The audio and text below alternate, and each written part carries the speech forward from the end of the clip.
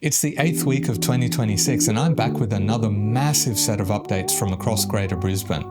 From different aspects of life in Brisbane being ranked the world's best and Australia's worst, big changes coming in some places, no changes in others where it's needed, housing and transport updates and much, much more. Also an event many of you may not know about but you really should. This colossal video is brought to you by Excel Psychology and YB Painting Services with an exclusive discount from YB for viewers of the Brisbane Channel. But for now, let's get updated. Brisbane has recently been rated as the best and worst in different aspects of life. Let's start out with the positive one. A comparison by Compare the Market that tried to identify the best cities to raise a family ranked 50 world cities, considering factors including safety, cost of living, the number of parks per capita, and the number of things to do with kids. The results? Brisbane was ranked number 1, ahead of London and Auckland, with Helsinki and Sydney rounding out the top 5. While some factors evaluated were nationwide, such as the World Happiness Index, vaccination rates, and government spending on education, one that pushed Brisbane above the other Aussie cities examined was the number of green spaces per 100,000 residents. Brisbane's figure was the highest out of any of the cities included, at just under 85. Berlin was the next with almost 70. The next Aussie city was Sydney with a paltry 7.62, and Melbourne's score was pitiful. Let's try a new YouTube feature and do a little quiz. Based on the Brisbane City Council website the rankings used, how many parks are there in the Brisbane LGA? Okay, back to the rankings. The cost of living in Brisbane was lower than the other cities down under, probably helped out by our 50-cent public transport, as we're pushing increasingly higher on most other fronts. But we didn't fare so well in terms of things to do with children. London had the most with 758, while according to TripAdvisor, which is where the rankings sourced their info, Brisbane has just 107. While rankings like these are hardly highly reliable sources of data, and usually more about driving engagement for the organisation that put them out, at least we have something that backs up the many claims that one of Brisbane's strengths is how family-friendly it is. Good for families, not so good for people wanting to enjoy a vibrant nightlife. Visa has released its first ever Australian Nighttime Economy Index, which looks at how cities perform after dark using spending data, business activity, transport access, safety and government support. It ranks more than 80 regions across the country. And for Brisbane, the results are not great. Brisbane inner city, including Fortitude Valley, came in 16th nationally, behind Melbourne, Sydney, Parramatta, and what particularly stings, Canberra. Even the Blue Mountains was found to be better for a night out than Brisbane. The report points out that while Brisbane ranks relatively well for nighttime spending driven by visitors, the index suggests Brisbane's inner city is comparatively weak on the business environment and government support side of the scorecard, and somewhere in the middle on things like vibrancy and safety and access, which drags down the overall result. Visa argues the top-performing regions tend to have strong coordinated government support and points to New South Wales as an example of a state that's invested heavily in the nighttime economy policy space. That ranking has been seized on by former Powderfinger bass player and current Queensland Nightlife Economy Commissioner John J.C. Collins, who's gone further, calling Queensland's nighttime rules the worst in the nation. Speaking this week, Collins criticised outdated liquor and trading laws, strict ID scanner requirements, and advertising restrictions that even limit things like promoting happy hours. His argument is that Queensland has rules that other states simply don't, and that they're actively holding back the sector. He also pointed to the Visa Index as evidence that Queensland isn't competitive, saying we've got the climate, the lifestyle, and the venues, but we're not using them. There are also some Olympics-related warnings. Queensland Major Events Envoy Tony Cochrane suggests Queensland is still a well-kept secret internationally and points to simple fixes like better lighting in key precincts, something that Barcelona used ahead of its Olympics to transform dead zones into active nighttime areas. Premier David Crisafulli says the government is open to feedback but is emphasising balance, particularly around safety, and hasn't committed to scrapping lockout-style laws. New South Wales announced the end of Sydney CBD lockouts in late January after more than a decade of restrictions.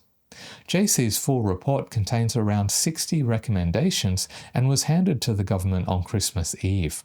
It hasn't been released yet, but based on the tone we're hearing now, this debate about wildlife, regulation and competitiveness is only just getting started. It's one I'll definitely be following here on the Brisbane Channel. Let's get back to something positive. Analysis reported off the back of data from the Bureau of Statistics shows that southeast Queensland has become Australia's jobs powerhouse over the past 5 years. More than 312,000 new jobs were created across the region between 2020 and 2025. That's about 1 in 5 of all new jobs nationally, a huge share for one part of the country. What's driving it isn't just population growth or construction. A large chunk of the increase has come from high-paid white-collar work. The number of people employed in professional services jumped from around 430,000 in 2020 to 545,000 in 2025. That means southeast Queensland now accounts for roughly 14% of Australia's entire professional services workforce. According to KPMG, remote and flexible work has been a major factor. Jobs that once would have required a move to Sydney or Melbourne can now be done from Brisbane, the Gold Coast, and the numbers back that up. Employment growth in the region ran at 3.3% over the past 5 years, well above the national average of 2.1%. There's also been a big increase in government employment. Around 8,000 new federal public service roles were added locally, a 57% increase, faster growth than Sydney, Melbourne, or even Canberra. Business growth has followed. More than 9,200 medium-sized businesses either started or relocated to the region in 2023-24, and the number of companies turning over more than $2 million grew by more than 8% in a single year.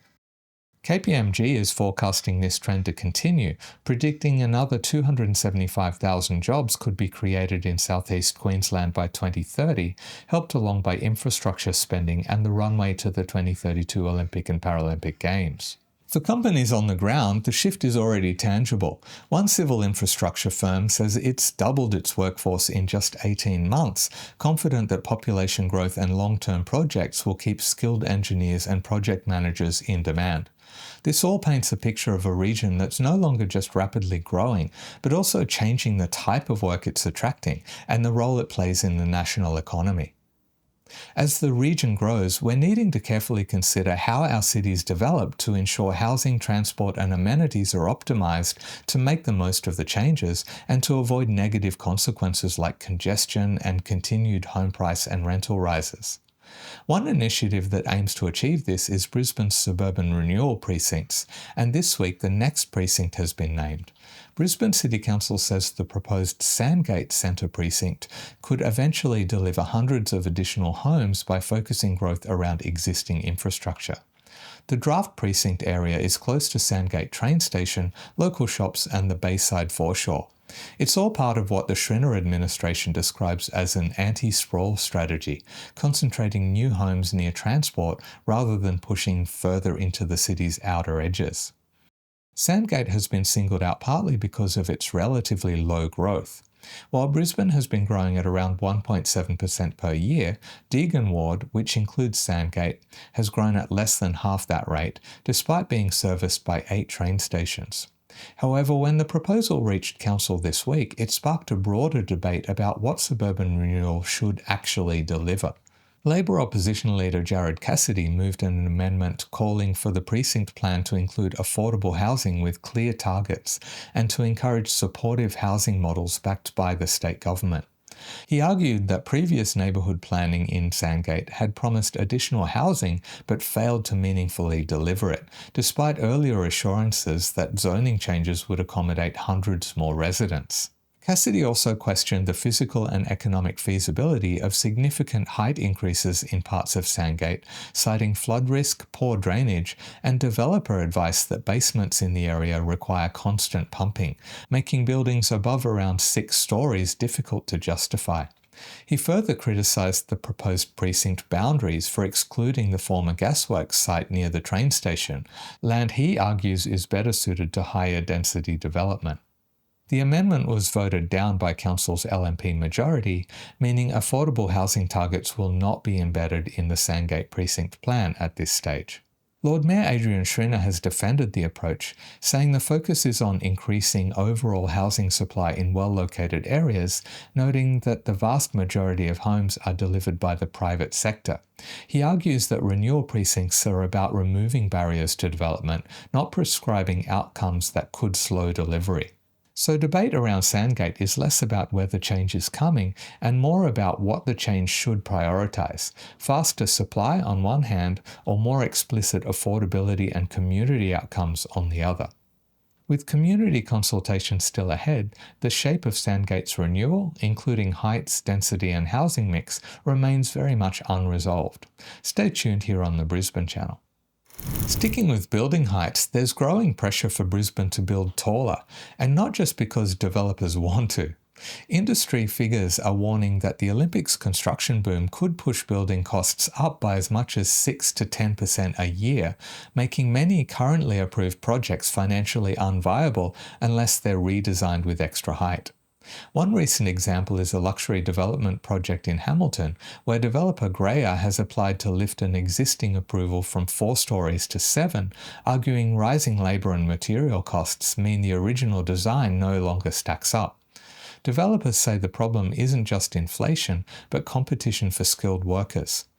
As major Olympics-related infrastructure ramps up, trades are being drawn into large public projects, often with higher wages, with some builders already flying in labour from interstate. According to industry estimates, the only projects that reliably work under current conditions are either very tall buildings or developments in blue-chip suburbs on large sites where economies of scale kick in. Fixed costs like land, consultants, development approvals and marketing don't shrink just because a building is shorter, and basement car parking in particular is being described as a major cost pressure. Several developers have warned that projects not already underway by around 2027 may struggle to proceed at all. Architects and planning groups say this is why height limits are increasingly being challenged, especially near strong public transport. The argument is that approved but unbuilt developments don't add homes, and that sensible height increases in well-serviced locations may be preferable to pushing growth further out, increasing congestion and infrastructure strain. Brisbane City Council has already moved in this direction in places like Chermside, Indooroopilly and Fortitude Valley, while the state government has temporarily lifted height limits in parts of South Brisbane. So while debates like the one in Sandgate often focus on local character and scale, the economic reality facing builders is increasingly part of the equation, and it's shaping how Brisbane grows as the Olympics approach. Next, a significant housing release at North Shore Hamilton. The Queensland Government has put 5 parcels of riverfront land at Hamilton on the market, with plans for around 3,000 new homes as part of a mixed-use precinct. The 6-hectare site sits within North Shore Hamilton's priority development area, close to the river and just a few kilometres from the CBD. The land had previously been associated with a proposed athletes' village, but will now be redeveloped for housing alongside retail and hospitality uses. To enable the project, the state government is committing more than $100 million to supporting infrastructure, including new roads and essential services. The government says this will allow housing to be developed sooner by removing constraints that have slowed development in the area. Developers have until mid-April to submit proposals, meaning construction is still some way off, but the announcement marks one of the largest single housing releases currently planned for Brisbane's inner north. A shout out to one of the sponsors of this video, YB Painting Services, one of Queensland's best providers of quality painting. They recently won 2 first and 3 second place awards in 5 different categories of the Master Painters Australia Queensland Awards for 2025, and when you see their professionalism and the quality of their workmanship, it's no surprise. With fixed pricing and a 5-year warranty on all their work, you can be sure there'll be no unpleasant surprises. Claim your 10% discount by scanning this QR code or the link in the video description. Staying with housing, but now at the sharper end of the crisis. Early Thursday morning, Brisbane City Council, supported by the Queensland Police, moved on dozens of people living in an informal tent encampment at Musgrave Park. Council says the operation was driven by serious public safety concerns.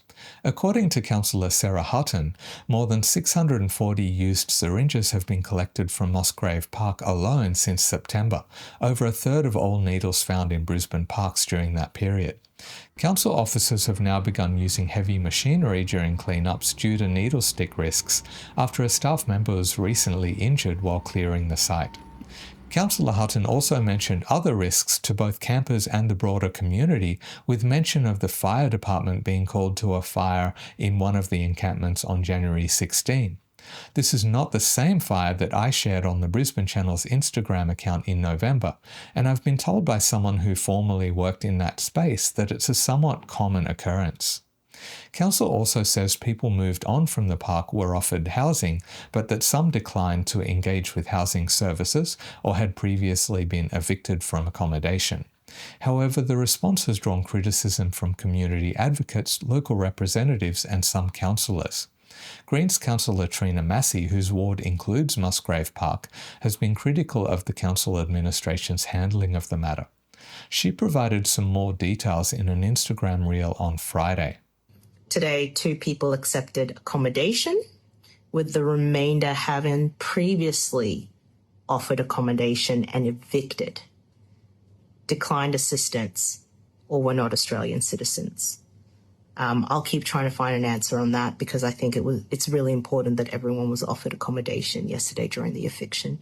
She also confirmed that notices were placed on tents on Tuesday morning, 2 days before the evictions, but was not able to substantiate claims that they had subsequently been ripped off after this. Labor councillors have also been critical of the administration's actions. This is the tension increasingly playing out across the region. On one side, councils say they have a responsibility to keep public spaces safe for everyone, including children and staff. On the other, critics argue that without enough genuinely affordable and supported housing, clearing encampments treats the symptom, not the cause, and tramples on basic human rights.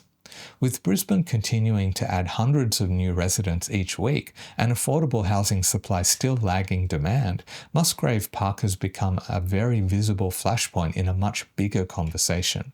One that I'm going to address in the My 2 Cents segment. But let's move away from housing to another somewhat contentious topic right across Greater Brisbane, public transport. Brisbane City Council's opposition has called into question the likelihood of a review of the Northern Bus Network after this admission by the Acting Chair of Public Transport. When will that review commence? Madam Chairman, there is no Northern Bus Network review being done on the NBN, so the work that we have done was particularly to the south and around those inner city marks. I contacted the Office of the Lord Mayor and was told that a new agreement with the Queensland Government doesn't include a deadline for the review, but that it would happen. They said it would be undertaken in conjunction with the expansion of Brisbane's metro bus network. As we've covered in the 5th weekly update for 2026, that gives an indication of a rough timeline, as we know the timeline for the metro bus expansion is up to 2 years from the 1st of June this year. I'm yet to do an analysis of the good and bad of the recent changes to Brisbane's bus network, but it is on the drawing board, so stay tuned. A few more local updates starting in Brisbane and plans for 2 iconic landmarks, Suncorp Stadium and Uptown, the building formerly known as the Myer Centre. Firstly, the stadium. The cap on the number of concerts that can be held each year at Suncorp Stadium has been temporarily lifted to 21 for 2026, up from the standard cap of 12. That 12 cap itself was a step up from 6 after a successful earlier trial. While that's great for attracting more big shows to Brisbane, it is expected to have an impact on sporting teams such as the Brisbane Roar A-League Football Club and the Queensland Reds Rugby Union team. Concert attendees, as well as stage extensions and flooring, impact the state of the field and take some time to restore to optimal playing condition after large concerts, such as the 3 Ed Sheeran shows this weekend. And speaking of Ed Sheeran, it's probably safe to say you haven't seen this video on Ipswich's crazy campaign to try to get Ed to their city. That was a bit more playful than the usual videos on this channel, so make sure you save it for something fun to watch later. Spoiler alert, they succeeded. And now to Uptown. There's been a lot of question marks over plans for the future, but that may be changing. The centre once featured a mini theme park called Tops, featuring a roller coaster and pirate ship ride, or technically a rocket ship, and is, by many long-term Brisbane residents' accounts, a shell of its former self. And the final blow struck when the key tenant Maya left in 2023. But change is coming. Vicinity Centres, who had a 25% stake in the complex, has purchased the rest of the share at a cost of $212 million. Its expected settlement will be in April and the takeover will be completed in June. Now that they have full control, Vicinity have already announced their plans to revive the complex, with the redevelopment planned at an estimated cost of between $300 and $350 million. They've shared their vision for Uptown to mirror Emporium in downtown Melbourne. I guess that means that those that hope a redevelopment will bring back Tops will likely be disappointed. If you need support dealing with that, or anxiety, depression, stress, ADHD, or relationship challenges, the other sponsor of this video, Excel Psychology, may be what you're looking for. They're a warm, inclusive psychology practice based in Spring Hill, about 500 metres from Central Station. With a diverse team of clinical and registered psychologists, they'll help match you with the right psychologist for your needs, often with short wait times. They offer Medicare rebates with a mental health treatment plan and also support work cover and NDIS participants. Click this QR code or the link in the video description. Moving now to Logan, where a new police beat has opened on the grounds of Logan Hospital.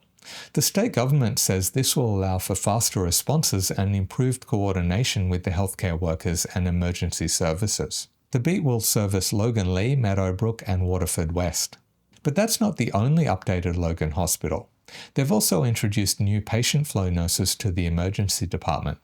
Flow Initiative Nurses, or FINs, help keep things moving by getting patients out of the waiting room and into beds, supporting quick handovers, helping organise discharges and transfers, and supporting ambulance crews.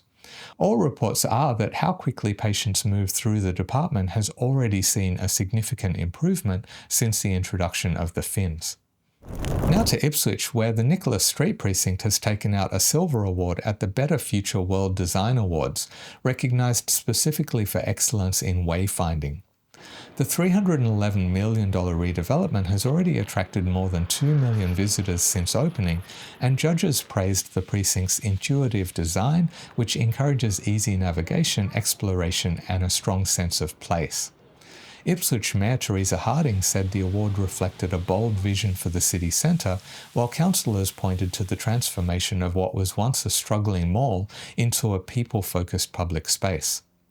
This latest accolade adds to a growing list of awards for the precinct, including state and national honours for urban design, regeneration, public buildings, and wayfinding over the past 2 years. Judges have noted that the Nicholas Street Precinct stands out for combining practical design with placemaking, extending the experience of the surrounding streets and helping reconnect the city centre. I interviewed Mayor Teresa Harding last year about the redevelopment, and you'll see that in a video on urban and suburban renewal across Greater Brisbane's 5 LGAs later in the year here on the Brisbane Channel.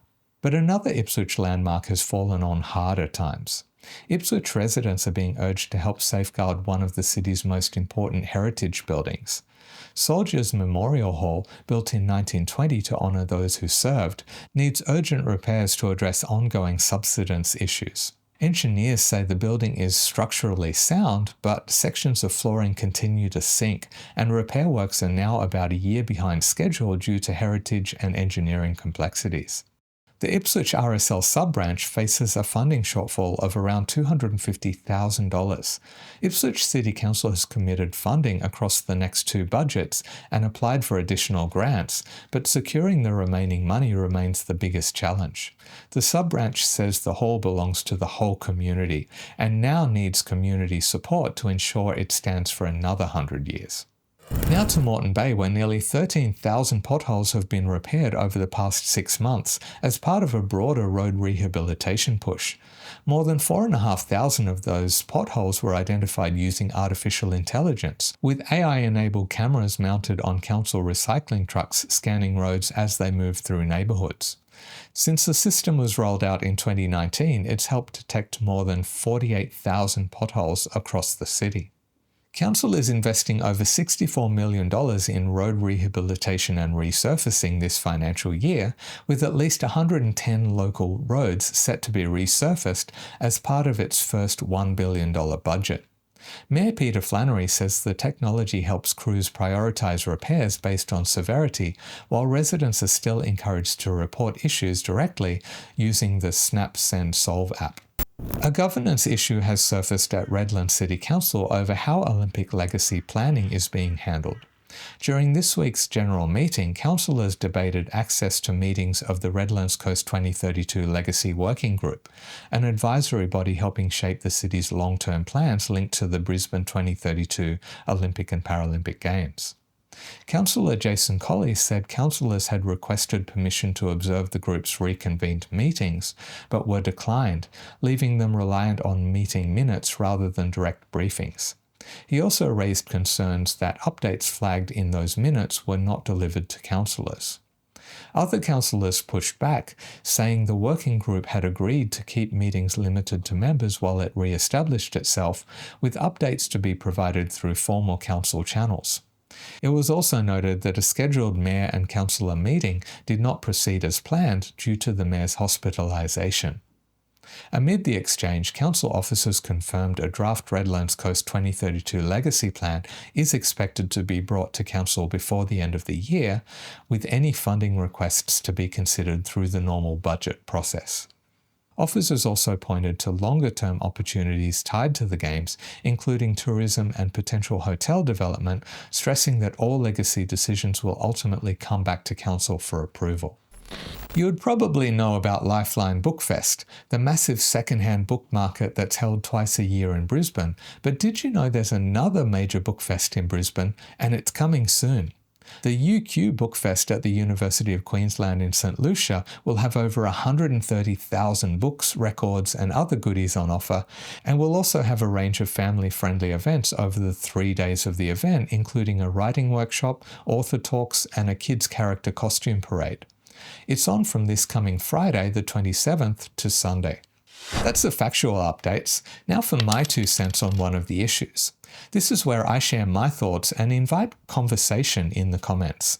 Supporting and opposing views are welcomed, especially when they're in the spirit of looking at one issue from multiple perspectives and being open to listening to those we may not agree with. I think what the situation at Musgrave Park really shows is that 2 things can be true at the same time, and we struggle as a society to hold both. Public safety concerns are real. Used syringes in parks are real. Council workers being injured during cleanups is real. Parents worrying about kids playing in those spaces is real. Those aren't made-up fears, and they shouldn't be dismissed. But it's also true that clearing camps doesn't solve homelessness. If people are moved on without somewhere stable to go, the problem doesn't disappear, it just relocates. A park today, under a bridge tomorrow, a different suburb next week. And this is where conversation often becomes unhelpful because it gets framed as safety versus compassion, or law and order versus empathy. I don't think that's the right way to look at it. Homelessness isn't a single problem with a single solution. Housing affordability is part of it, a big part, but it's not the whole story. For many people sleeping rough, the barriers go far beyond rent prices. Mental health plays a role, drug and alcohol addiction plays a role, trauma plays a role, and domestic violence plays a huge role, particularly for women and children who become homeless because staying put is more dangerous than leaving. And sometimes it's simply economic shock, a job loss, a breakup, a rent increase that pushes someone out of stable accommodation. Those are messy, complex realities. They don't resolve neatly just because a unit becomes available somewhere. That's why simply saying offer housing isn't always as straightforward as it sounds. Some people will accept it immediately, others won't because of past experiences, because of rules attached to accommodation, because of fear, because of untreated illness, or because the support they need doesn't come with the roof. At the same time, councils are being asked to manage this crisis using the tools they actually have, and that's part of the problem. While their planning regulations can have an impact, local governments don't directly control social housing supply. They don't control mental health services. They don't control income support, domestic violence funding, or drug treatment capacity. What they do control are parks, local laws, compliance teams, and cleanups. So that's where the pressure lands. When homelessness becomes visible in public spaces, councils end up holding the sharp end of a failure that sits much higher up the chain. And no matter what they do, they get criticised, either for acting too harshly or for not acting at all. So my 2 cents is this. We shouldn't pretend safety concerns aren't real. We shouldn't pretend enforcement solves homelessness. If we want fewer tents in parks, fewer needles in playgrounds, and fewer people sleeping rough, then the hard work has to start upstream with genuinely affordable housing, properly supported accommodation, mental health care, addiction services, and real exit pathways for people fleeing violence. Until that happens at scale, councils will keep being forced into impossible choices, and situations like Musgrave Park will keep repeating, not because anyone wants them to, but because the underlying system isn't doing its job. And that's the uncomfortable truth sitting underneath all of this. That was heavy. For a bit of light relief, check out this video that I mentioned earlier. It's a bit of fun whether you like Ed Sheeran's music or not. See ya.